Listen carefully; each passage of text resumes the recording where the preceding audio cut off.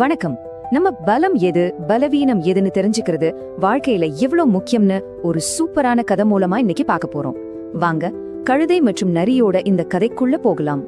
நம்ம எல்லாருக்குமே என்னைக்காவது ஒரு நாள் இப்படி தோணி இருக்கும்ல, இந்த டெய்லி ரொட்டீன் வாழ்க்கை ரொம்ப போர் அடிக்குது, இதை விட்டுட்டு எங்கேயாச்சும் புதுசா ஒரு இடத்துக்கு போகணும்னு ஆசைப்பட்டதோண்டா? ஆமா, இந்த ஃபீலிங்ல இருந்து தாங்க நம்ம கதை ஆரம்பிக்குது. சரி, முதல்ல நம்ம கதையோட ஹீரோவை சந்திப்போம். அது ஒரு கழுதை. அதோட உரிமையாளரோட ரொம்ப பாதுகாப்பா ஆனா கொஞ்சம் சலிப்பான ஒரு வாழ்க்கையை வாழ்ந்துட்டு வருது. இங்க பாருங்களேன், அந்த கழுதையோட வாழ்க்கைக்கு ரெண்டு பக்கம் இருந்துச்சு. ஒரு பக்கம் அதோட நிஜ வாழ்க்கை, துணி மூட்டைய சுமக்கிறது, புல்ல மேயறது, மரத்தடியில தூங்குறது. ஆனா இன்னொரு பக்கம் அதுக்கு ஒரு பெரிய கனவு இருந்துச்சு. சுதந்திரமா காட்டை சுத்தணும், அங்க இருக்கிற விதவிதமான பழங்களை ருசிச்சு பார்க்கணும். அதாவது பாதுகாப்புக்கும் சாகசத்துக்கும் நடுவுல ஒரு போராட்டமே சொல்லலாம். இப்படி இருக்கும்போது ஒரு நாள் கழுதையோட உரிமையாளருக்கு உடம்பு சரியில்லாம போயிடுது. அதனால அவர் அன்னைக்கு துணி துவைக்க போல. கழுதைக்கு இதுதான் சான்ஸ்னு தோணுச்சு.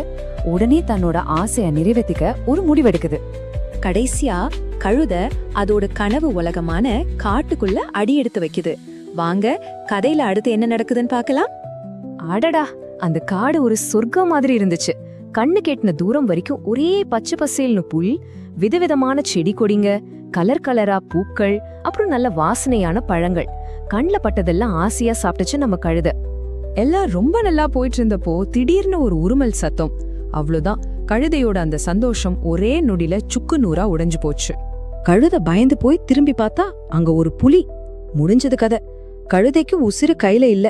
ஒரே ஓட்டமா காட்டுக்கு வெளியே வர வரைக்கும் எங்கேயுமே நிக்காம ஓடுது. காத்தோட எல்லையில நின்னு மூச்சு வாங்கிக்கிட்டு இருந்தப்போ நம்ம கதையோட 2வது முக்கியமான கேரக்டரான நரிய அந்த கழுதை சந்திக்குது. காட்டிலேயே பிறந்து வளர்ந்த நரிக்கு கழுதையோட பயத்தை பார்த்து ஒரே சிரிப்பு.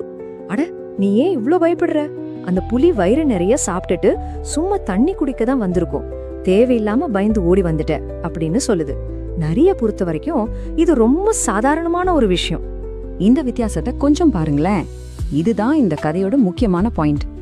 கழுதைக்கு கிராமம்தான் அத்துப்படி, அதுதான் அதுக்கு சேஃபான இடம். ஆனா காடு புதுசு, ரொம்ப ஆபத்தானது. அதே நேரம் நரிக்கு காடுதான் சொந்த ஊர் மாதிரி, ஆனா கிராமம்னா என்னன்னே தெரியாது, ஒரு புரியாத புதர். ஆக 2 பேருக்குமே அவங்க ஆசைப்படுற இடம் ரொம்ப ஆபத்தானதா இருக்கு. இங்கதான் கதையில ஒரு ட்விஸ்ட். நரி தன்னோட ஆசைய சொல்லுது. அதுக்கு கிராமத்தை பார்க்கணும்னு ரொம்ப நாள் ஆசையா.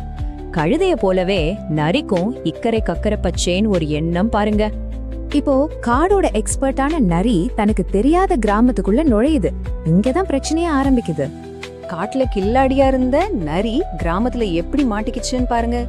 முதல்ல ஒரு வெள்ளரிக்காய் தோட்டத்தை பார்த்ததும் அதுக்கு ஆசை வந்துருச்சு. 2வதா கழுதைகிட்ட ஒரு பொய்ய சொல்லிவிட்டு அங்கிருந்து நழுவிருச்சு. 3வதா தன்னோட புத்திசாலித்தனம் மேல ரொம்ப நம்பிக்கையோட வெள்ளரிக்காய்களை திருட ஆரம்பிச்சது. ஆனா திடீர்னு ஒரு கிராமவாசி, ஐயோ நரி வெள்ளரிக்காய தூக்கிட்டு போகுது அண்டு கத்த. அவ்வளவுதான், மொத்த கிராமமும் சேர்ந்து அதை துரத்த ஆரம்பிச்சிடுச்சு. இந்த கலேபரத்துக்கு அப்புறம் கதை அதோட முடிவுக்கு வருது. கூடவே ஒரு முக்கியமான பாடத்தையும் நமக்கு சொல்லுது. இங்கதான் ஒரு முக்கியமான விஷயம் நடக்குது. காட்டுல பயந்து போன கழுதை இப்போ தன்னோட கிராமத்து அறிவை வச்சு கோபமா வந்த கூட்டத்துக்கிட்ட இருந்து நரிய ஒரு மரத்துக்கு பின்னாடி ஒளிச்சு வச்சு காப்பாத்துது. பாத்தீங்களா? இப்போ கழுதையோட அறிவுதான் நரியோட உயிரை காப்பாத்துது. கடைசியா அந்த கழுதை ரொம்ப ஆழமான ஒரு உண்மையை சொல்லுது. நண்பா, நான் கிராமத்திலே பிறந்து வளர்ந்தவ, இங்க எப்படி பொழைக்கணும்னு எனக்கு நல்லாவே தெரியும். நீயும் காட்டுல வாழ்ந்தவ, அங்க எப்படி இருக்கணும்னு உனக்கு தான் தெரியும். நம்ம 2 பேருமே நம்ம இடத்துல இருந்தா மட்டும்தான் பாதுகாப்பு. அப்போ இந்த கதை நம்ம கிட்ட ஒரு கேள்வியை கேக்குது. உங்க வாழ்க்கையில நீங்க ரொம்ப திறமையாவும் பாதுகாப்பாவும் உணர்ற உங்க கிராமம் எது? அதே சமயம் நீங்க கனவு காண்ற ஆனா உங்களுக்கு சவாலா இருக்கிற உங்க காடு எது? இத பத்தி கொஞ்சம் யோசிச்சு பாருங்க.